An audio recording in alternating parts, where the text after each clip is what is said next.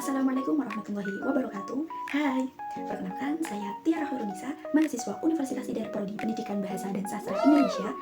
Di video kali ini, saya akan menceritakan bagaimana perkembangan saya dimulai masa sebelum mengenal smartphone hingga sampai sekarang.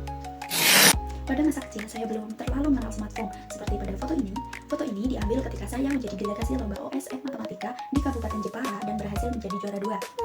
Waktu saya lebih banyak dihabiskan untuk bermain dengan teman saya, seperti bermain petak umpet, jamuran, masak-masakan, dan lain-lain.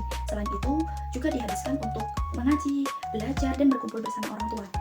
Memasuki awal remaja, saya mulai mengenal dan menggunakan smartphone. Smartphone yang pertama kali saya pakai adalah Redmi 5A keluaran tahun 2017. Awalnya hanya saya gunakan untuk berkabar dengan teman melalui WhatsApp, akan tetapi pada saat itu terjadi pandemi COVID-19, smartphone jadi lebih penting karena siswa diharuskan untuk belajar dari rumah. Dan pada saat itu juga, saya pernah menjadi delegasi KSM tingkat Kabupaten Jepara dan juga mengikuti ekstrakurikuler drum band saat COVID sudah mulai punah. Awal itu, saya suka dengan aplikasi Wattpad karena lingkungan saya gemar membaca novel dan saya tertarik untuk membaca novel juga melalui aplikasi tersebut. Seiring waktu, penggunaan smartphone semakin meningkat terutama saat saya berada di jenjang sekolah menengah atas. Selain untuk berkomunikasi, saya juga gunakan untuk berorganisasi karena pada saat itu saya menjabat sebagai ketua OSIS. Smartphone saya gunakan untuk mengelola media sosial, mengedit konten, dan juga berkoordinasi dengan tim. Namun di sisi lain, meskipun saya sudah menggunakan smartphone, saya tetap mempertahankan prestasi akademik dalam mempertahankan peringkat 1 dari MI hingga MA dan juga pernah menjadi delegasi KSM tingkat Kabupaten Jepara meskipun belum mendapatkan juara. Setelah diterima menjadi bagian dari Universitas IDER, smartphone menjadi sangat penting karena saya gunakan untuk berkomunikasi dengan teman dan juga dosen. Selain itu, saya gunakan juga untuk mengakses jurnal-jurnal untuk mengerjakan tugas kuliah dan juga mengakses platform digital. Nah, berikut selanjutnya saya akan menampilkan hasil wawancara saya dengan orang tua saya terkait perubahan saya sejak sebelum menggunakan smartphone hingga sampai sekarang. Assalamualaikum Bapak. Waalaikumsalam warahmatullahi wabarakatuh. Bapak gimana kabarnya? Alhamdulillah baik. Ini baru pulang dari ngecek ada kematian di RT 8. Ada apa ini? Bapak, saya ada tugas terkait wawancara kepada Bapak tentang perubahan saya setelah mengenal smartphone baik dari segi positif maupun negatif. Nah, bagaimana pendapat Bapak terkait hal itu kepada saya? Ya, menurut pendapat saya sih, dengan adanya smartphone, utamanya bagi anak-anak sekolah, mulai dari MI, MT, SMA, dan kuliah, utamanya pada kamu, Tiara, tentunya Bapak sudah melihat beberapa perkembangan yang positif dan juga beberapa yang negatif.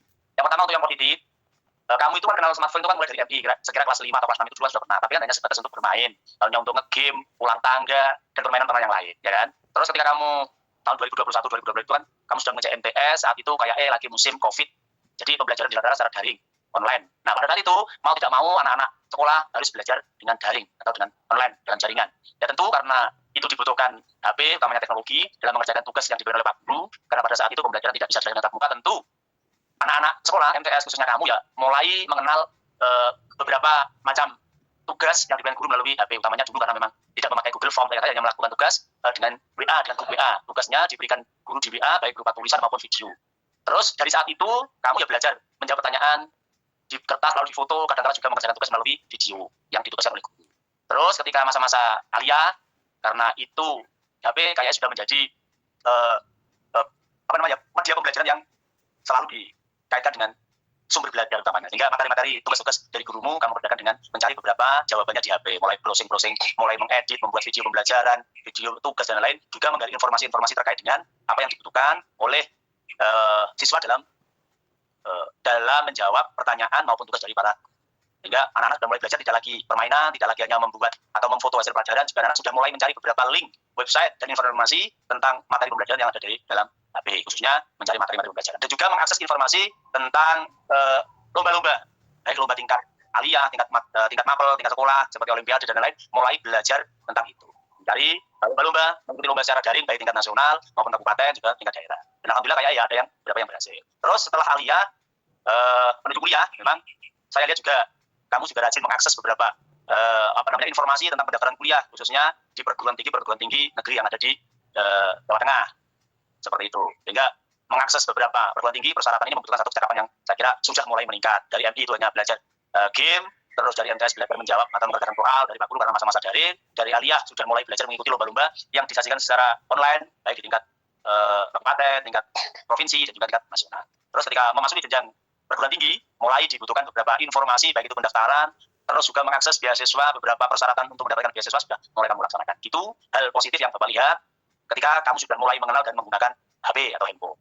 Untuk hal yang mungkin ya tentu mengakses media informasi ini kan membutuhkan waktu yang kadang-kadang sangat lama tidak sebentar. Apalagi kalau sudah melihat TikTok, melihat Instagram, melihat Facebook atau media sosial lain kan kadang-kadang sering lupa waktu, sehingga waktu itu menjadi terbuang sia-sia. Apalagi kalau sudah TikTokan atau Instagram atau dengan grup WA ini kan melupakan waktu, sehingga banyak waktu-waktu yang memang terbuang.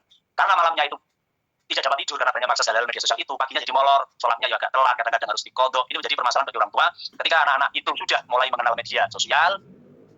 Waktu ini menjadi sesuatu yang seakan-akan terbuang karena keasikan dengan media sosial. Itu tadi pesan saya sebagai orang tua terhadap anak-anakku, terutama anak sendiri, harus mempunyai pengaturan waktu yang jelas. Boleh bermain HP, boleh mengakses teknologi informasi dari HP, dari laptop, dari media sosial, tapi jangan lupa bahwa malam itu sebagai waktu untuk istirahat. Karena apa? Kesehatan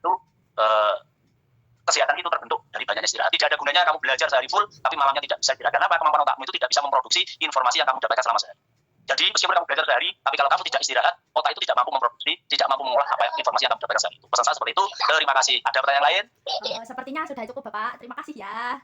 Ya, pesan saya tadi teknologi boleh, tapi jangan lupa kita itu punya kewajiban yang lain, utamanya adalah menjaga kesehatan. Terima kasih. Jangan lupa makan ya. Ya, terima kasih Pak. Sehat-sehat di sana. Dadah. Dari hasil wawancara yang sudah saya lakukan bersama kedua orang tua saya, mereka berpendapat bahwasanya ketika saya sudah menggunakan smartphone, saya menjadi lebih mandiri dalam belajar dan juga dapat mengakses informasi.